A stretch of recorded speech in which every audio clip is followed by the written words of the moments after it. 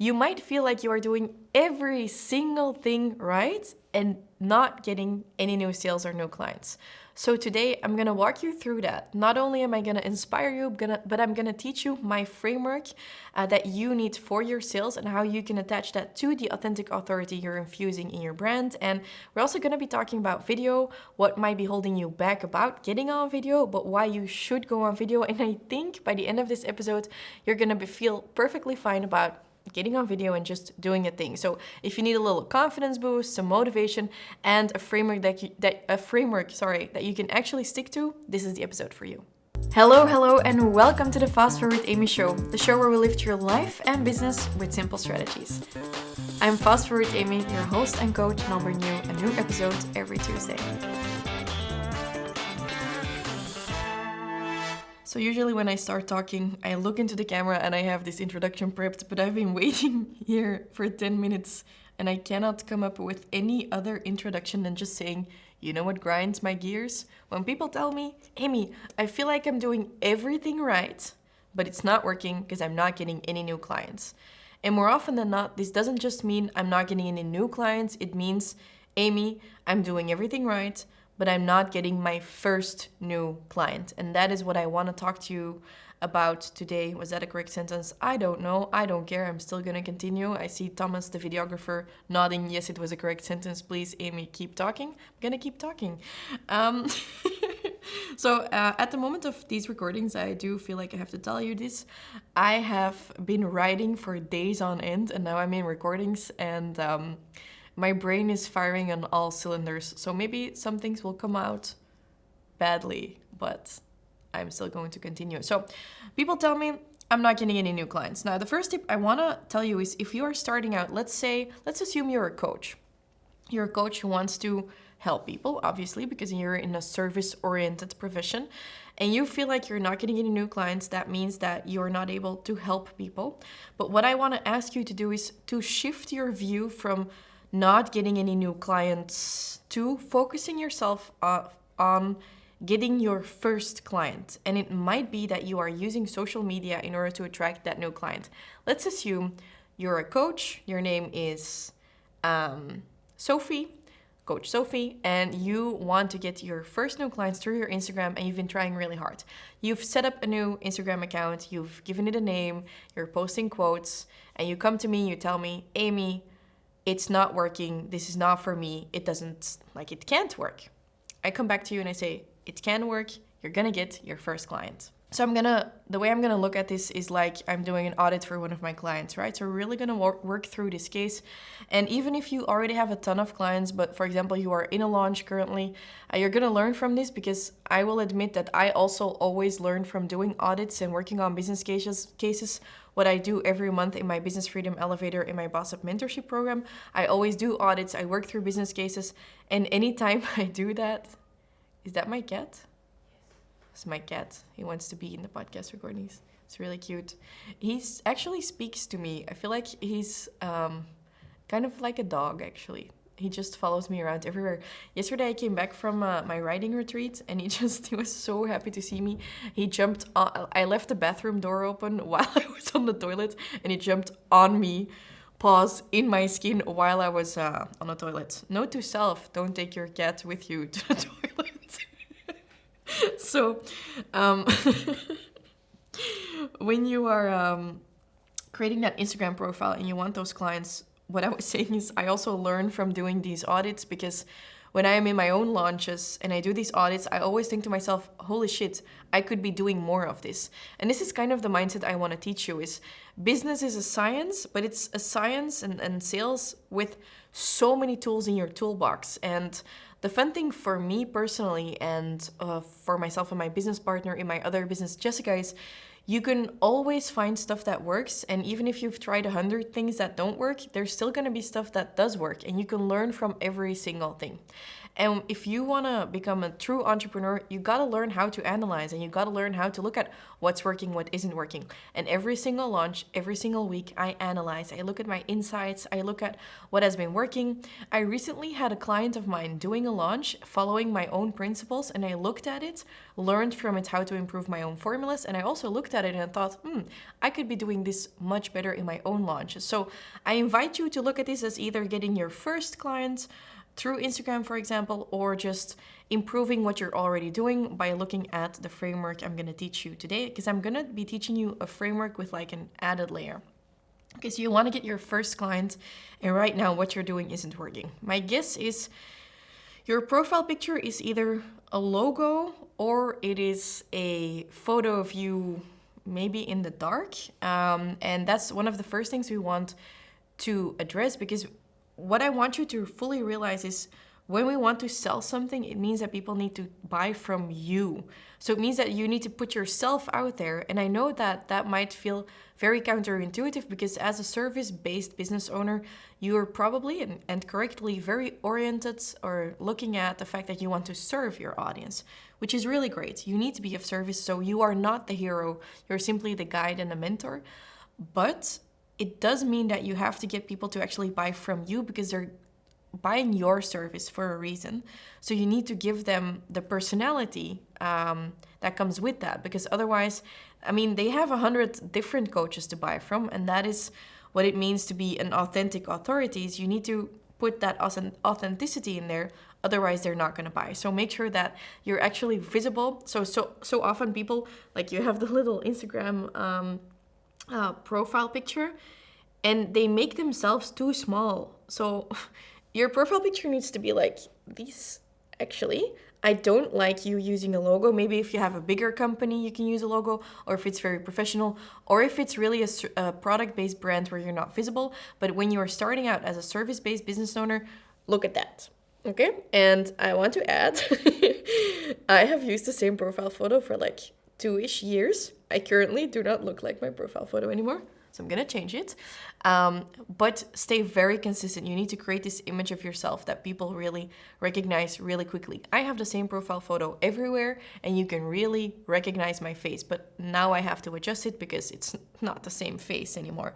So make sure it is you, and you are smiling, and you look inviting, because otherwise it's like you have a physical shop where you would be selling your service, and you would just be hiding the shop and people can't see where the door is. That's the equivalent of you hiding on your profile photo. Now, someone who works for me has a profile photo on Instagram where her phone is in front of her face.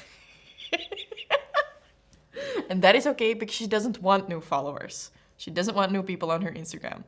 But if you do want new followers, not me backstabbing Robin. No, I'm not backstabbing. I'm joking. We've talked about this. Yeah, don't do that. Don't hide yourself. You need to really put yourself front and center. So don't make yourself a full body shot in your profile picture. Look at the fact maybe you've been using the same profile picture for too long. Maybe it's too casual. It's kind of like when you send out a resume. You're also not going to be sipping rosé in the photo on your resume. It is your digital resume, right? So when I'm looking at your profile, I'm going to do the following test. So the first thing I would test out, if you're telling me I'm doing everything right but it's not working, is I would go and see if that is in fact the case. And the first test I do, and also where I stop if anyone tells me this, is, are you posting every day? Unpopular opinion. Back in the days, a couple of years ago, they said you need to post 4 times a day. Spoiler, I did that and it worked. Right now, posting 4 times a day is more of a TikTok thing, and on Instagram, it's more about value and going deep, no pun intended. You don't necessarily need to post that often anymore. You don't even have to post every day, but in my humble opinion, if it's not working, then you do need to post every day. It's just like you don't have to go on video, but if you're not selling enough, I'm gonna ask you to quit whining and to go on video. It's just such an easy solution. And now I'm gonna explain to you why video and why creating high value content are so important for your sales to get that first client or to improve what you're already doing. The thing is, A sales funnel kind of looks like this. Now I have other episodes where we talk about sales funnels. I'm going to ask my team to look up which episodes those are so I can give you the numbers later on. They're going to look this up while they are watching me record this episode. The stress is rising in the room right now. Thomas and Robin are really going at it to research which episodes are about sales. But look at this. This is the AITA sales formula. If you're listening to the podcast instead of watching, know that you can always find me on YouTube. Please come to my YouTube because it's lonely there right now. It's the AITA formula is everyone else creates a sales funnel and puts it online and they say it's the AITA formula. It's normally awareness, interest, desire, action. Now, I've created the AITA formula because I believe, especially for a personal brand, especially for a service-based entrepreneur, the T is the key principle. So we start at awareness. There's many people who are aware that our brand exists. This could be the people who like your stuff, the people who follow you, just like the more broader bucket in your audience. Then there's the people who are actually really interested, so actually people who actually follow your content. And they're interested in what you're doing and what you have to offer, your messaging. And then the next step, so we get a lot of people are aware that you exist. Then we keep the people who are interested in what you do. And then we go to generating trust, because people need to trust you before they're going to buy from you. So the thing is, for example, in Belgium, we have a brand, it's called Coolblue. And they don't really compete in pricing. They don't even do really big discounts. Still, a lot of people buy there because most of the time so far, I can't vouch for this, I've heard that their customer service is really great and the staff who delivers items to your door is really, really friendly. So people really trust the brand, and that is why it's easy for them to take action. When you want to buy new speakers and you can buy it in 3 different stores, you're probably going to buy it there because you trust them. When you are building your own brand, it's important that you generate that trust, because otherwise people won't take action. And this is where it kind of happens that, for being honest, when you start a new Instagram account, for example, or your new website, whatever, and it looks really shady and people don't know who you are, and if you actually know what you're talking about, why the fuck would anyone buy from you is my question. And so when people come to me and they're like, it's not working, I'm like, yeah, no shit, Sherlock, would you buy from you? And I mean that in a very respectful way. By the way, I never talk to my clients like this. I'm only talking to you because you're here on my free podcast. So I can talk to you however I want. Yep. Going too far. It's only Monday morning as I'm recording this. This is it's just setting the tone for the week. So if you are very honest with yourself and you would look at your phone and you open up Instagram, for example, because at the time of recording, Instagram is still a thing for us millennials. Maybe you're a boomer, maybe you're a Gen Zer. I've been feeling really old lately. I have 1 or 2 people, Gen Zers, in my team. One of them is sitting in the room with me right now, and they make me feel so inadequate, so old. I catch myself saying things like the Twitter post instead of the tweet. I've had to watch an instructional video on how to TikTok. That took me 35 minutes, and I was like, shit, I know how my dad feels when I make him do stuff on social media now. But maybe that's a limiting belief I should not put out there. So, shit, what was I saying? When you look at your own profile, would you buy from you? Probably not. If we're being honest, I just found a bigger Post-it in my notes. And there's a reason for that. The reason for that is that you are not implementing the AITA formula to your account. We're going to look at that AITA formula. You can look it up in a different episode about the actual sales funnel. I think it's somewhere in episodes of the 60s or the 70s in numbers. Do we already know? No, not yet. The A team has not found it yet. Awareness means people who are discovering you, who are getting to know your brand. What I usually explain as maybe like the bigger dating pool, but you're not necessarily connecting and swiping with everyone. What you can do to generate more awareness and to fill your bucket is growth marketing. This could be because you are literally creating viral content, but it could also just be word of mouth advertising. So for example, I generate a lot of word of mouth advertising, although it might be online, because I just have a lot of very happy clients who speak about my brand and about my Business Freedom Elevator with so many words of positivity that a lot of people just come to me, and I don't necessarily have to do anything for that growth marketing wise. I just focus on the inside of my offer. That's good. And then my clients are my advertising machine. Now, if I want to step into a new market, for example, I might have to focus more on ads or on working with people from that market. For example, right now, I am doing more interviews with, for example, a guest from Australia or a guest from the United States, because I want to grow and like become bigger in those areas. So this could be any type of marketing you're doing in order to grow, right? Creating viral content or reposting viral content could be one of those. Ads, that's growth marketing, and it's going to get you to get more awareness, which is step 1 in the funnel. Now, from there on, we're assuming that people come to your profile, in this case, your Instagram account. On your Instagram account, we want to make sure that we're moving them to the next step. And the next step is that they look at your content and they're like, damn, this is good. I want to stay here. And in order to do that, what do we need to do? We have like a window of a couple of seconds. It's like in dating, you have like 3 seconds to make a good impression or whatever. Nothing I say is scientifically backed. I don't research anything I say. I just make this up as I go. But like, let's say you go to someone's profile, it's about 3 seconds, right? And you look at the content. This is what I do when I audit my clients' Instagram profiles. And I look at it and you think, is anything here really hooking me so that I can experience added value so that I stay? So moving from the awareness to the interest phase in an Instagram account would be visual value. So this is literally what I call, do you click it? So I teach, this is a different episode that I should record, is click, stick, convert. It's like 3 steps I teach my team when we're creating good content.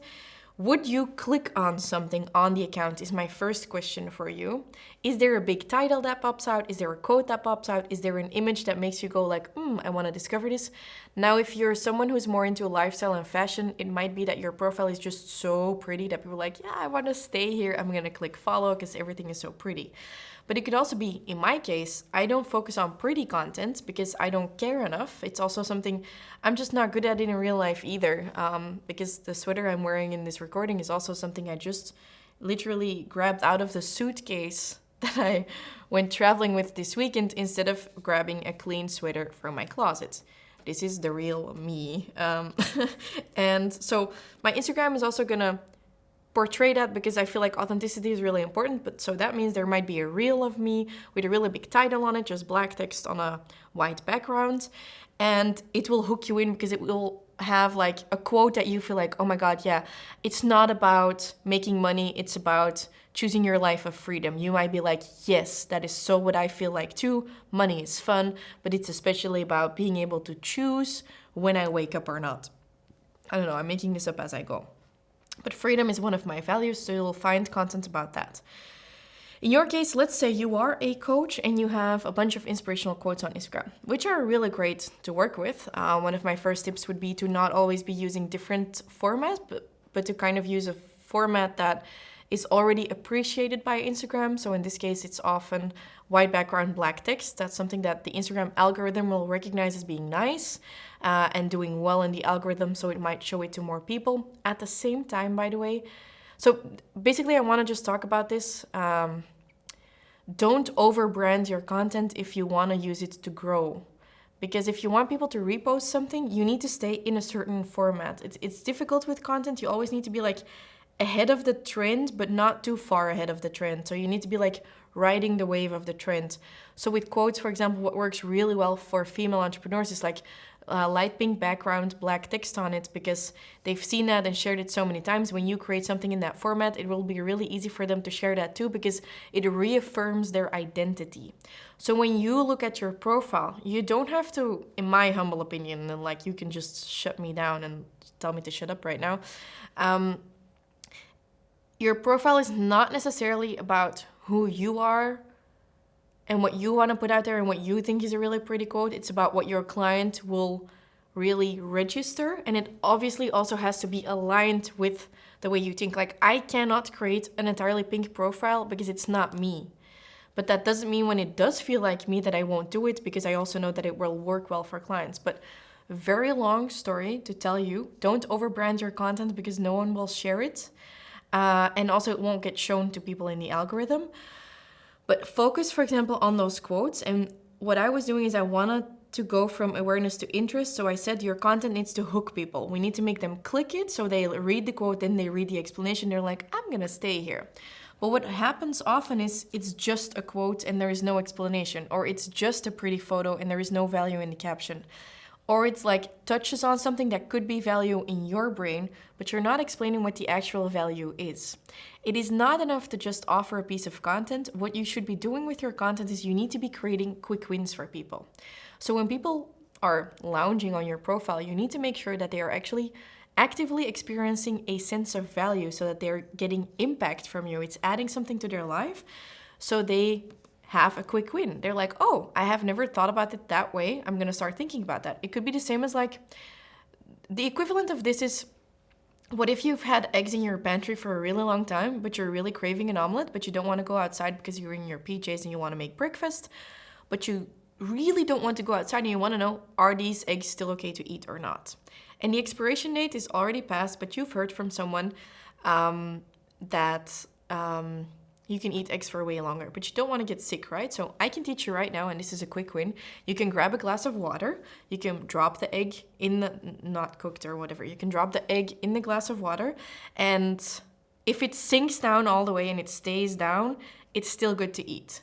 If it tips upwards and the point of the egg is pointing upwards, it's starting to become bad. If it floats to the top, it's no good. You cannot eat the egg. I don't know, like, look it up to be specific, but this is a quick hack so you always know if your eggs are still good to eat or not. This also means for me that I don't have to keep the ugly carton boxes of the eggs. I can just put them in a pretty basket and I never have to worry about the expiration date because I'll be testing them in a glass of water anyways. This is a quick win. Now, you might not be selling eggs, you might not be making content about food, but you do need to be creating quick wins. What I did earlier in the episode, talking about how you shouldn't hide yourself, and by the way, I'm laughing when I talk about the profile photo, because in video you can see me doing something really weird with my arms. You shouldn't hide yourself in your profile pic. You should make it really clear who you are and you should smile to your potential client. That could be a quick win because maybe you already have a really good profile photo and right now you're going into your Instagram, you're just gonna zoom in a little bit. You're just gonna make your face pop out a little more. That's a quick win in my content that I could put out there. Now for me, for example, I mean, I feel like it's too basic, but on the other hand, I see so many clients and potential clients making this mistake. Maybe I should post about that because it's a really quick win for people. Robin, what do you think? Yeah? Great quick win. Okay, cool. So value. This is what I'm saying. It's not enough to just post some inspirational quotes. It's not enough to show a picture of your face, although that might get you some likes in the beginning. You need to be adding something to people's life. This is the authority piece, the value piece. Now, the next step is you want to get people from, let's grab our sales funnel. You want to get them from interest to trust. And one of the ways you're going to be doing that is by making it personal. And this is where the whole crux of the episode comes in. We want to connect with people so they start trusting us because they have a million coaches to choose from. It's literally a war field out there, or what do you call that? A minefield, and you need to make sure that they step on your mine. It's like opposite worlds. We need to make sure that they feel so connected to you that they're going to choose from you. And this might be because you show up in a vulnerable way.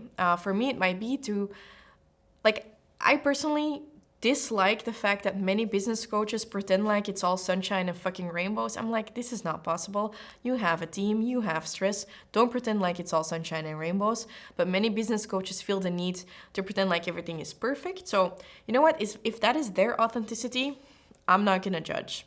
For me, it wouldn't be authentic despite the fact that I need to obviously have my shit together enough in order to have people believe that I can coach them. But I will be vulnerable and I will share about the fact that maybe this morning I didn't want to wake up to do these recordings. Literally, last night, it was like 4 a.m. In my bed, I was thinking I was still in the Airbnb where I was this weekend. I was so disoriented. It's because I went over my limits this weekend. I learned from it. That I should not write for 3 days and then plan in podcast recordings. But you know what? I'm so grateful that today I'm not doing this by myself, because if I would be alone today, I wouldn't be recording. And now I have an amazing team of 3 people sitting behind the camera who are helping me. And I'm actually already pretty happy with this episode and I'm having fun. So I fully reframed this, and this is something that I'm going to be sharing on my stories tonight. I'm leading up to my pre-order at the time of recording this episode of the Business Freedom Elevator. By the way, you can still sign up right now. If you want to get coached by me, the main program you should follow is the Business Freedom Elevator, where we get you to a point of freedom and fun in your life and business. If you're interested in that, you can always find the link in the description, or just go to FastForwardAmy.com/elevator.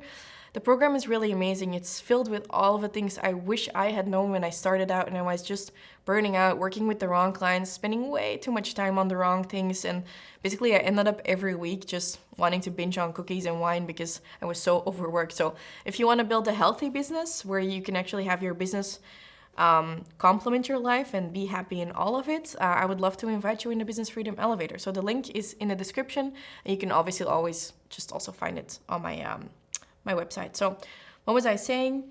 I am going to be using that piece about reframing my mindset from, oh my God, do I have to wake up, to I'm so grateful I get to spend my Monday morning recording something that is my passion.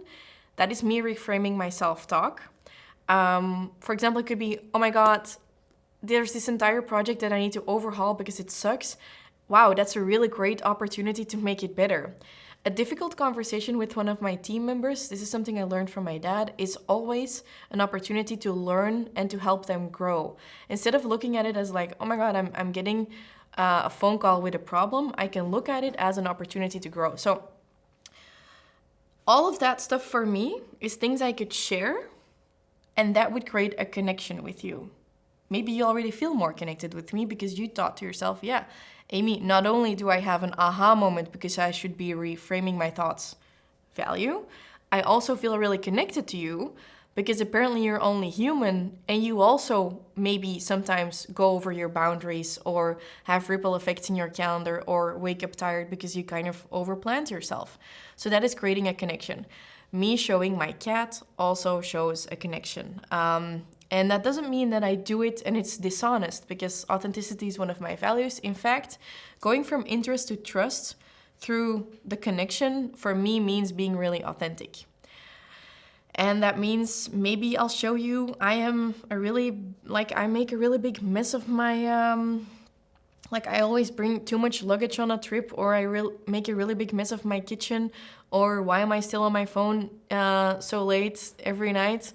Like, that could be the things that you feel connected to. And that is needed to foster a vibe of trust. From trust, through the right sales techniques, we can take you from trust to action. Now, why do I want to talk to you about video is, remember where we started? When someone tells me I'm doing everything right, but it's not working, I guarantee you're not doing everything right. And it's not to be a bitch, but it just means it's always good news. If it's not working, it just means you're missing something. It might be that your offer is not the correct offer and you're not enthusiastic.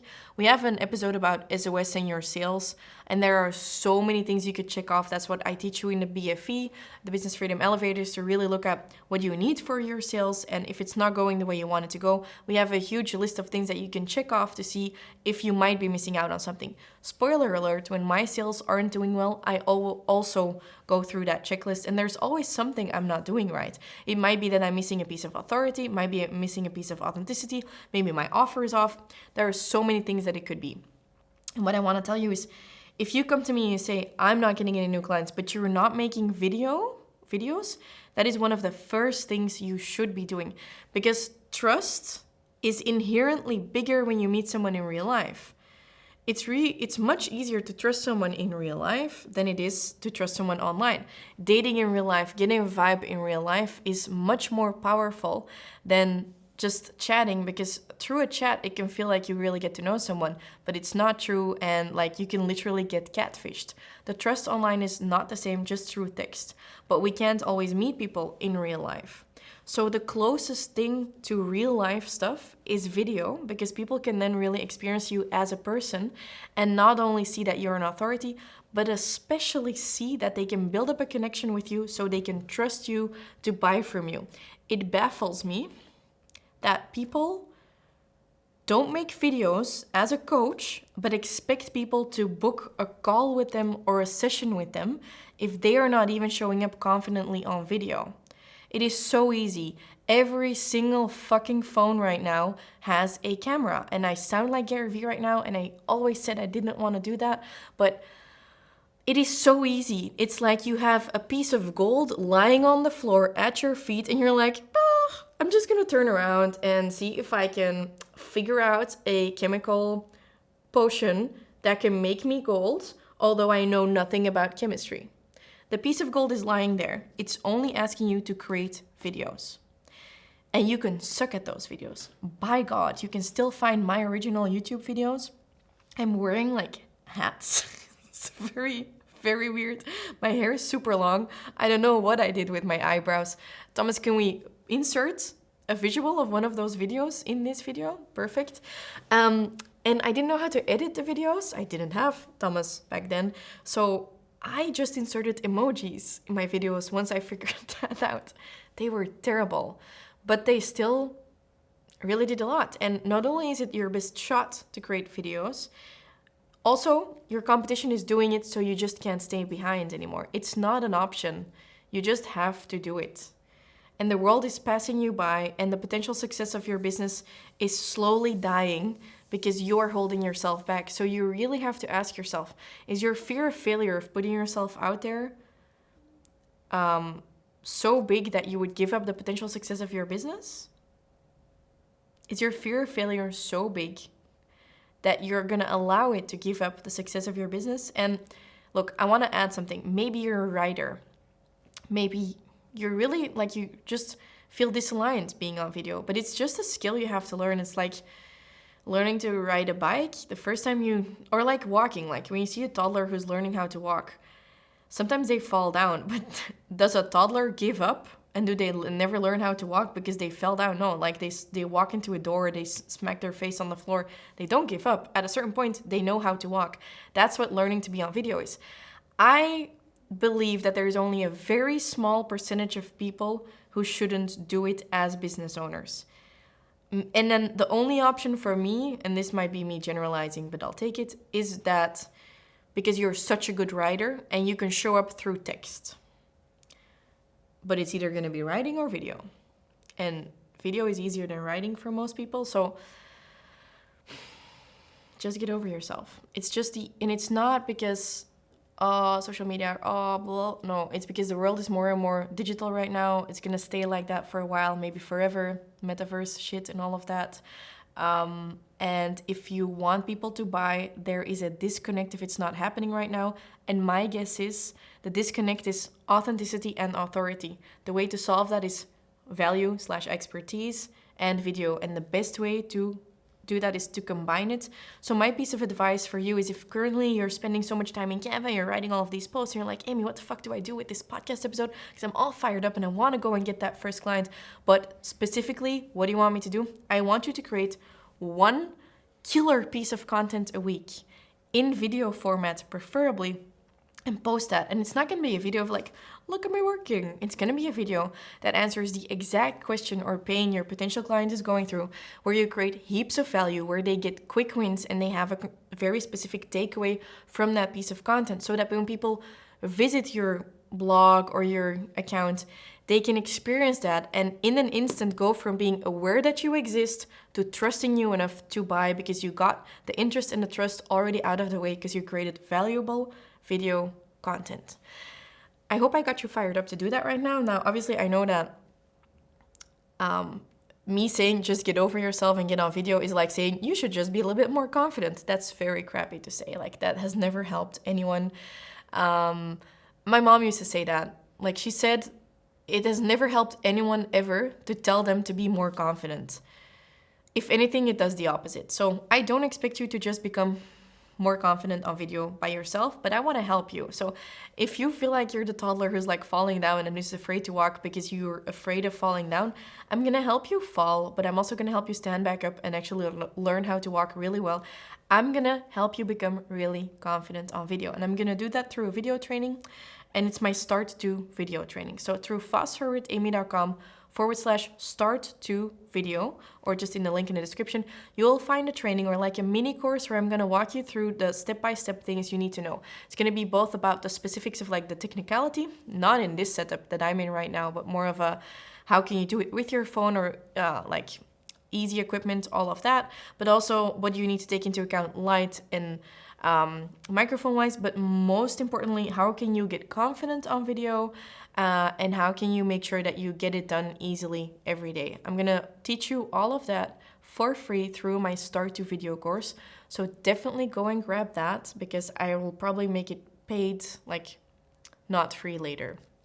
Now, I'm going to give you a few quick wins before we wrap up this episode. I think I've taught you right now that you need to go from awareness to action is getting the sale, and that video is going to be a really easy way to do that. But you might be thinking, Amy, I want to get that course by you, but also I need to get started today, but I just don't know where to start. So one of the things you could do, and I learned this from my friend Lynette Marie on Instagram, is when you see a reel, for example, and you see like a good audio format of the reel, and it's really easy, it's like a voiceover of a sentence, you just save the audio, and at that time, whatever you're doing, you drop it and you just pretend like you record that reel, for example. Or when you are somewhere, like this weekend I was riding, I just set up a tripod with a camera, my phone, and I just filmed us doing something. So I was doing something difficult and I filmed myself doing that.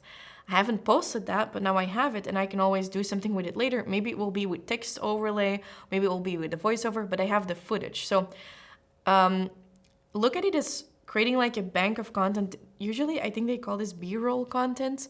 So you can create like different things with it in more like the standard type of videos. But for you, just start creating footage. It doesn't even have to be an Instagram. Just take a picture of what you're doing. Set up a video behind the scenes when you're doing something. When you're with a client, ask them for a selfie. And when you have a thought or you have something that can create connection or value, just film yourself and post it. It's that easy. Often it only takes us 1 minute to actually do it. It's the overthinking that takes us a lot longer. So for example, for me, sometimes I make something, I'm like, this should be good enough, but then I want to edit it and maybe the audio doesn't fit it or something is like jumping and blah, blah. And I'm like, you know what? If I spend more time on it now, I'm going to spend like double the amount of time on it I've already spent on it, but the result is only going to be a little bit better. So then just put it out there. So these are a couple of quick wins of things you could do, but I want to say one more thing, and this is a very unpopular opinion. It is good to be relatable. It is good to be vulnerable online, but don't make yourself untrustworthy. So when we have that formula, we say connect and be vulnerable and create trust. But what I sometimes see people do is people who are in a service-based business are like, oh, to all my clients, no, this sounds too rude if I say it like that. How do I go about this? Okay. Don't talk about being untrustworthy. So don't say, I am crying because my boyfriend left me and now I'm not doing any of my work. If you're in a service-based business. Like, for example, Thomas, the videographer, I've been talking about this entire episode and is sitting there and just smiling at me now. You should come and say hi. Can you come and say hi? Do you want to? Yeah, it's me. So he can go through tons of shit. He's also engaged to one of my best friends. So basically he can do whatever he wants. But I do expect him to deliver work on time. Here he is. Hello. So if he would be posting online all the time, crying, sitting in front of his laptop, editing and being like, I can't finish it on time. Oh, I'd be like, I'm not gonna ask him for new recordings. See, like that wouldn't make sense. It's the same, like I can be overwhelmed and talk about my love life and be like, oh, that's how you connect with me. But I can't be like, I can't support my clients. Maybe sometimes I do feel overwhelmed, but I shouldn't show that online because that does the opposite of generating trust. It creates the untrustworthiness. So don't do that, please. So be open, but also don't fuck up your business. Okay, that's it for today. I am here every Tuesday with a new episode. Sometimes I have guests, sometimes you get all of the swearing, just me, myself, and I. Come and find me on Instagram as @FastForwardAmy. This was a little bit of a messy episode with lots of laughs. Let me know if you liked it, and see you next Tuesday. Find everything through fastforwardamy.com/podcast. There are all the articles of the podcast, and thanks for being here. By the way, before I forget, the team just came back to me and we researched. It's episode 64 where you can find me explaining a lot more about the sales funnel. And then in episode 71, you can find the SOS sales episode. So where I teach you, I think it's 10 questions that will help you work out why you might not be selling. So that might be a good follow-up. And then in episode 3, you can find baby Amy from 2 years ago there. I give you 6 keys to selling. So check out episode 3, 64, and 71 if you want to learn more from me about sales.